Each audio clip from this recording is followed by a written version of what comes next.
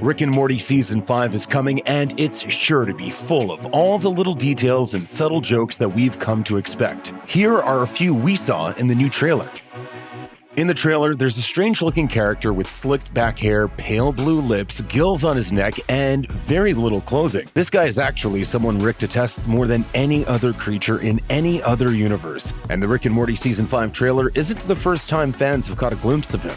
Back in July 2020, Adult Swim released a first-look clip from the upcoming season, which features incomplete animation of Rick and Morty escaping monsters on a ravaged planet, Morty driving Rick's ship and dodging flaming asteroids, and then crashing the ship in the ocean. Rick immediately panics, and then the merman emerges from a giant clamshell to taunt Rick and Morty. His name is Mr. Nimbus, and he's Rick's once and eternal foe. Who the f*** is that? My nemesis. What? My nemesis, okay? Okay, but what was his name again? I am Mr. Nimbus! Another short sequence in the Season 5 trailer depicts Morty carrying an injured Rick through a landscape dotted with floating crystals that look like a good place to store renegade Kryptonian generals. In Rick and Morty, however, these crystals aren't gateways to the Phantom Zone. Rather, they seem to reveal alternate universe versions of Rick and Morty. And it wouldn't be the show we all know and love if at least one of these alternate realities didn't show Rick and Morty as superheroes. As the pair trek through the field of crystals, Rick is quick to point out the crystal that shows the reality in which they are both versions of the half-vampiric, vampire-killing Marvel hero Blade, famously played on screen by Wesley Snipes. This seems to be a clever reference to the bloody rave scene from Blade. The Blade Universe crystal is only on screen for a few seconds in the Rick and Morty Season 5 trailer, but it isn't the only one that bears weight. Way in the back of the same shot is another significant crystal, one that references Rick and Morty's origins. In the crystal, Morty's wearing a blue shirt and a red vest, while Rick still rocks his signature white lab coat. If, upon closer inspection, this looks familiar to fans, it's because they've almost definitely seen these exact iterations of Rick and Morty before. This crystal's reality is a callback to The Real Animated Adventures of Doc and Marty, made by Rick and Morty co-creator Justin Roiland in 2006. This very not-safe-for-work short parodies the classic Back to the Future film series and ultimately formed the basis for Rick and Morty. I guess you guys aren't ready for that yet. But your kids are gonna love it.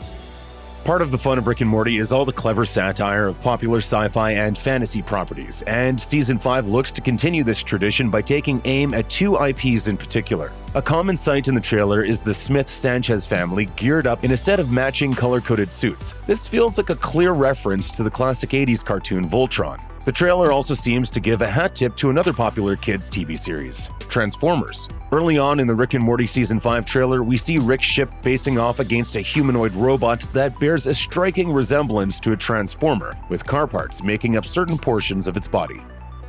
At several points in the trailer, Rick and Beth are seen wearing some gruesome costumes that look straight out of a horror movie. Fittingly, they are from a horror movie, or rather a horror franchise.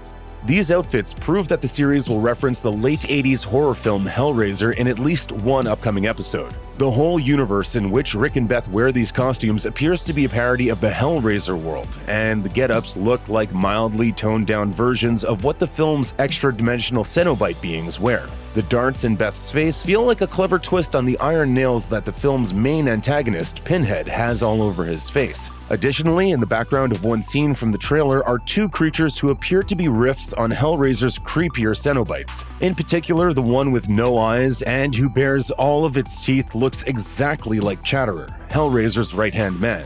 The one between Rick and Beth, with half of its face splayed open, could be a very subtle reference to Angelique from Hellraiser Bloodline, though it's more likely that this one is a Rick and Morty original.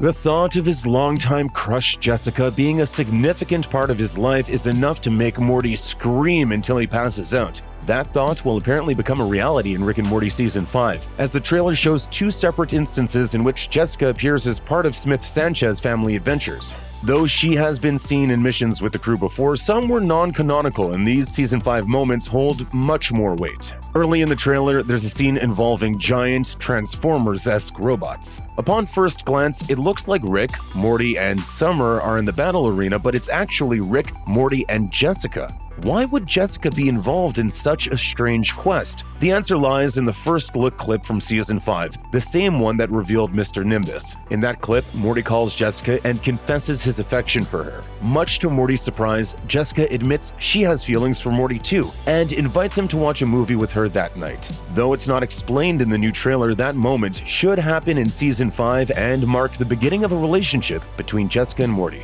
Of course, the most important detail in the whole trailer comes right at the end.